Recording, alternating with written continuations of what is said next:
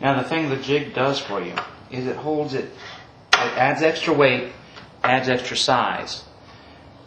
If I was to cut something small like this, it would be easy for when I turn a corner for it to start to chatter and it actually get away from me. With it in a jig, I have two hands on it, very hard. It's almost impossible for it to get away from me. So, I always like to cut clockwise. I don't know why. Maybe it's because I'm right-handed.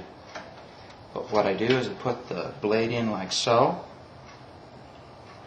This gives me an opportunity to cut in and take a running start at the line that I'm going to cut.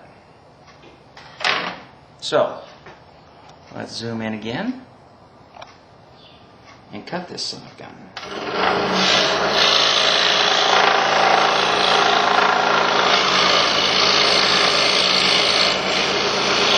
I'm going to cut a good sharp corner here.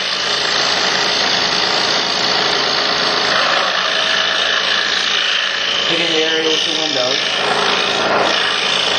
Now I want a sharp turn here, so I'm going to give a little bit extra room for the back of my blade.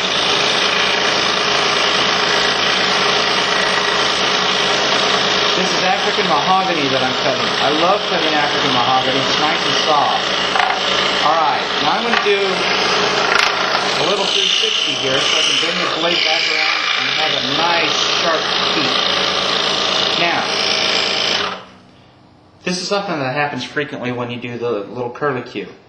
The piece of wood in there has gone down part of the way and it's stuck in the hole where the blade goes.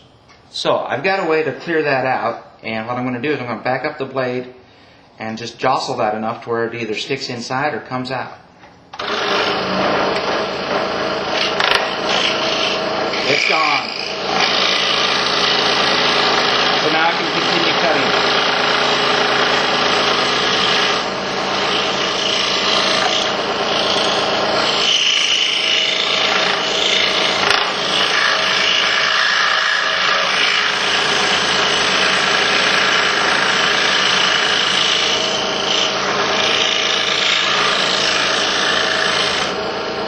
Alright, this side is complete.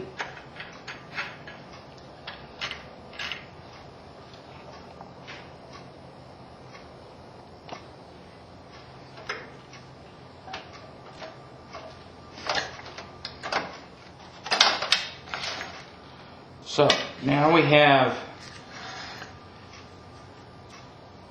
this cut from one angle.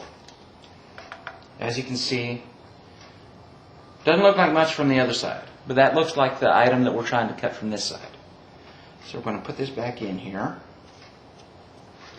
get rid of some sawdust, grab our handy packing tape, grab a small length of it,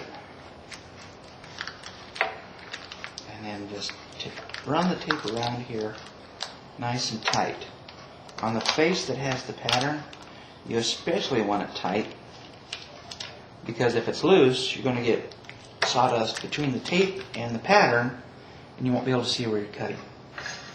So let's put this back in the jig and cut the second face.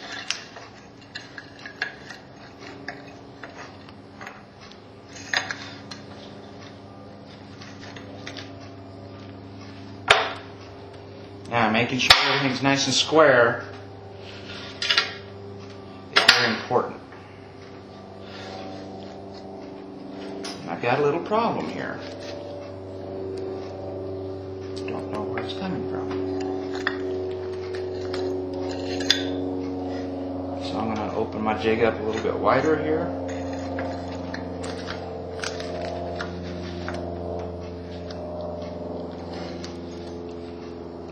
Better. Tighten up the bottom,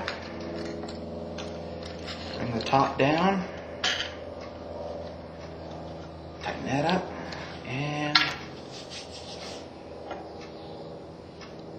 the piece of wood wasn't quite square, but we've got the side square to it now. Alright.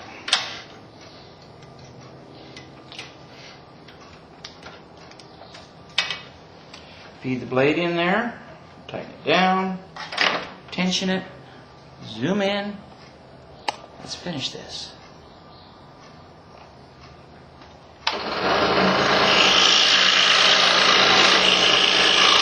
On-the-fly modifications of the jig is something that you're going to do till you get the jig tuned just right. Remember, we got that big hole right there, so this is super easy cutting. I have to be very careful.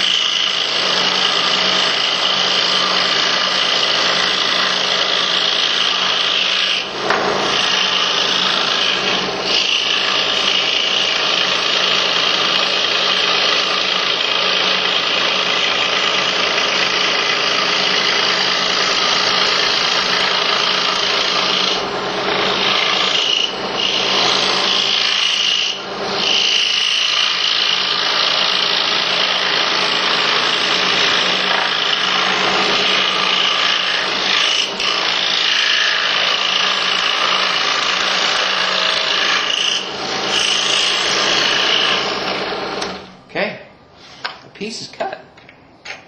Let's see what we've got.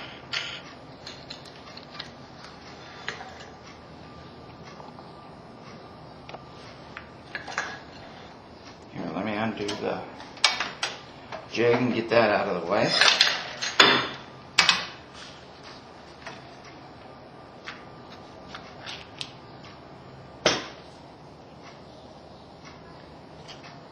There's our piece. Take the tape off of it. Peel the tail end of the pattern off.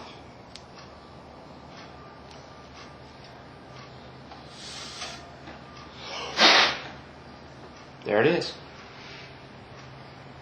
The piece that we were trying to cut. As you can see, I ended up with a notch right there in that one window, which was something I wasn't looking for. But other than that, it turned out to be a nice, clean cut. Anytime you cut a compound, you never quite know what you're going to get until you open it up. Thanks for watching.